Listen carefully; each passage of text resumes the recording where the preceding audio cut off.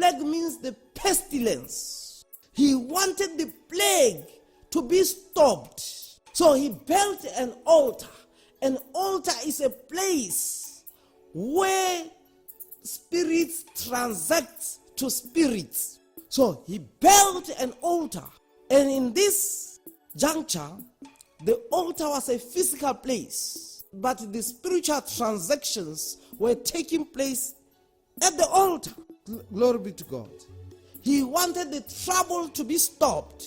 He wanted to vindicate his people. This was a leader with the heart of God for his people. He wanted the virus to be stopped. The altar was the medicine. The altar was the remedy. The altar was the solution of their turmoil, of their predicaments, of their problems. So the place was bought for freedom. The place was bought for peace. The place was bought for prosperity. As long as the place was not bought, the plague wouldn't have been stopped. So the plague stopped as a result of the altar and the offerings, the burnt offerings, which were done in the altar. Anything that you want to stop in your life that needs your role, play your role. Don't blame God on what you can stop by the will of God. Don't blame the men of God. Don't blame the prophets. Don't blame the pastors. Don't blame the bishops. Don't blame anybody for what is at your disposal to act your role. Glory be to God. The plague was stopped because of a president, because of a king, the King David, the prophetic king. The Temple Mount is in the same spot of the threshing floor. The place is the most holy place of the Jewish people and other religions that lay claim to over it.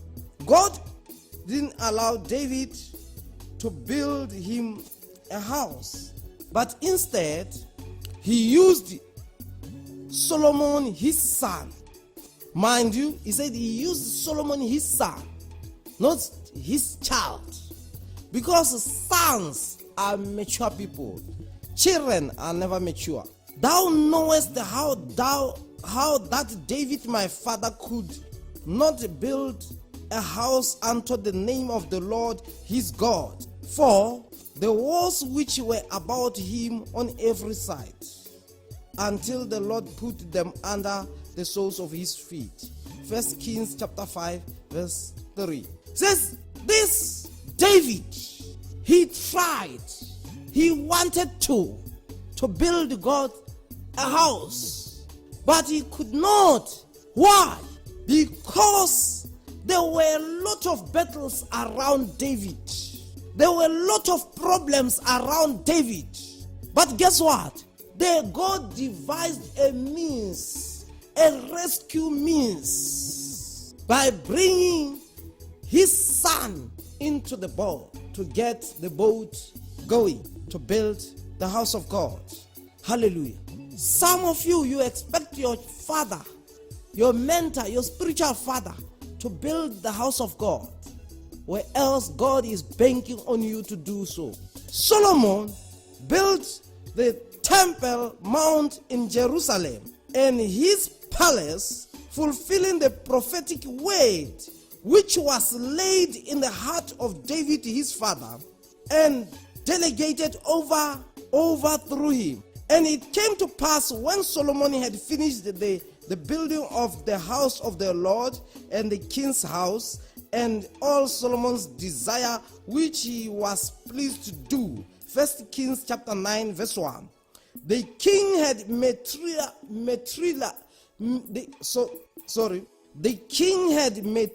materials accumulated for the building of the house of God by his son. And a prophet was sent to David to stop him from building the house of God in Jerusalem. Another reason why David could not build the house is that a prophet was sent to stop him from doing so. And this was a prophetic leader who is a prophet, but he listened to another prophet and he took that counsel of that other prophet. First Chronicles chapter 17 verse 4. Go and tell David my servant, thus saith the Lord, thou shalt not build me a house to dwell in. The house of God was built in the city of peace, Jerusalem, by a man who had the promise of peace, Solomon. Remember, David was given to rule for 40 years, but he did not carry the promise of peace. So a man with a vision is not at the mercy to a man without a vision, because a vision directs, vision connects, vision fulfills.